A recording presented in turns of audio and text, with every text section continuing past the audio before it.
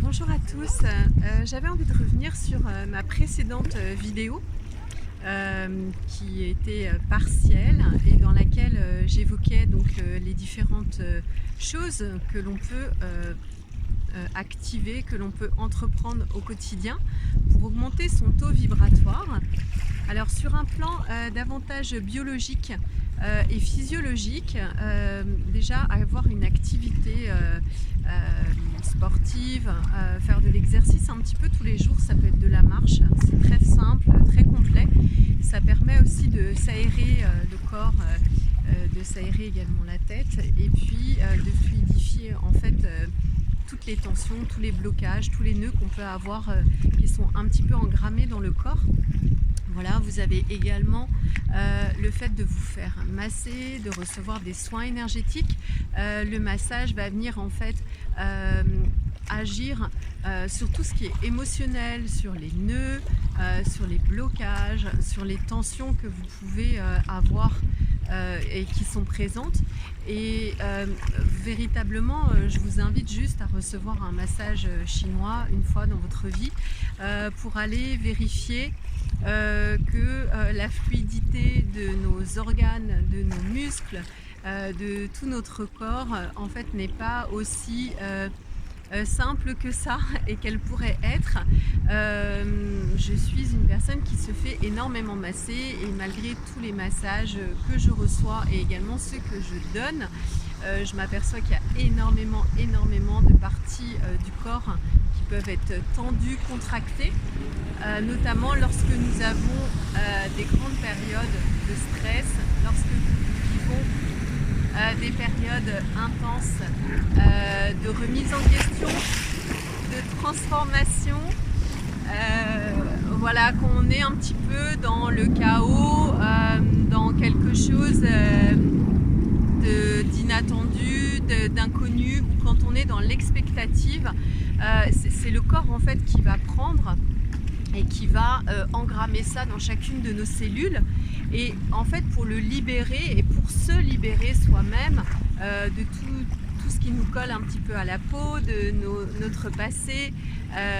de tous ces blocages, de toutes ces limitations, ces points négatifs, rien de tel en fait que de se faire masser, de faire du sport et puis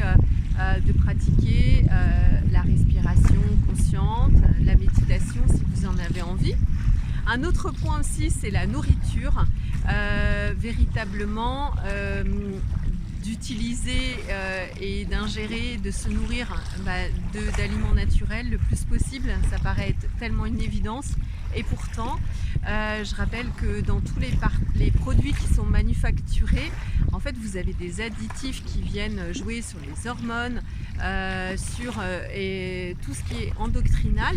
Et je rappelle à ce titre-là que donc ça agit sur les glandes, et qui dit glande en Occident dit chakra en Orient. Donc tout ce qui va venir en fait perturber notre système endocrinien va également agir sur les chakras. Alors super de faire des nettoyages de chakras pour ceux qui en font, mais avec la nourriture, ça contribue et ça participe aussi au bon fonctionnement en fait de nos glandes et de nos centres énergétiques ou chakras. Donc également la nourriture, donc la respiration, la méditation, l'activité sportive, le massage détox, le massage chinois ou toutes sortes de massages en fait qui va venir détendre chacun de nos muscles et chacun défaire en fait les nœuds, tout ce qui est engrammé dans notre corps. Ensuite, sur un plan plus mental, on a également le fait de cultiver des pensées qui soient saines. Alors, par pensée saine, je n'entends pas forcément pensée positive. Il y a deux choses, deux aspects. Déjà, aller observer à chaque fois qu'on est en boucle, essayer de réduire les boucles. Les boucles, c'est quand on se répète voilà, pendant des heures et des heures, on ressasse, on est sur des choses négatives. Voilà, donc ça, on peut déjà, rien que de les voir, ça va permettre un petit peu de les stopper et puis ensuite de limiter, d'en avoir conscience et puis d'éviter qu'elles reviennent de façon insidieuse. Et on a également les pensées. Et là, peut-être que je vais à l'encontre de certains dogmes ou de certaines pratiques. Personnellement, je ne suis pas pour la pensée unique positive qui va venir déséquilibrer justement tous les systèmes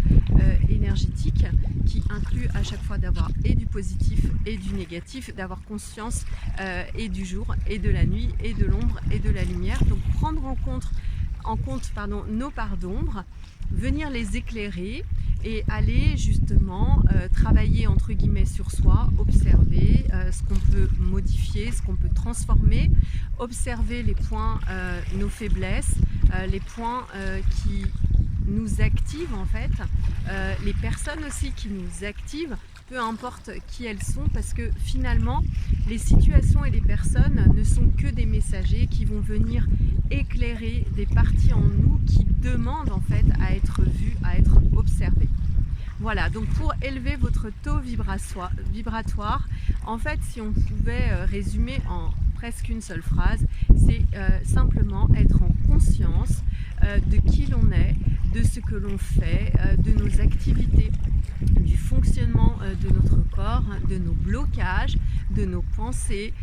qu'est-ce qu'on nourrit, qu'est-ce qu'on cultive à l'intérieur de nous et qu'est-ce qui demande à être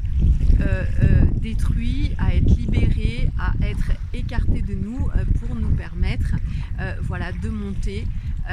vibratoirement, de s'élever au-dessus des tracas du quotidien et d'accéder à une paix de l'esprit durable qui va nous permettre de faire face à n'importe quelle situation, quand bien même celle-ci peut être entre guillemets qualifiée de négative. Voilà, on ne sera plus perturbé, en fait on accueillera, on sera en capacité d'accueillir ce qui vient et de le gérer. Voilà ce que j'avais envie d'ajouter sur le fait des petits exercices, de ce que vous pouvez mettre en place pour élever votre taux vibratoire. Je vous retrouve très bientôt, prenez soin de vous, à très vite.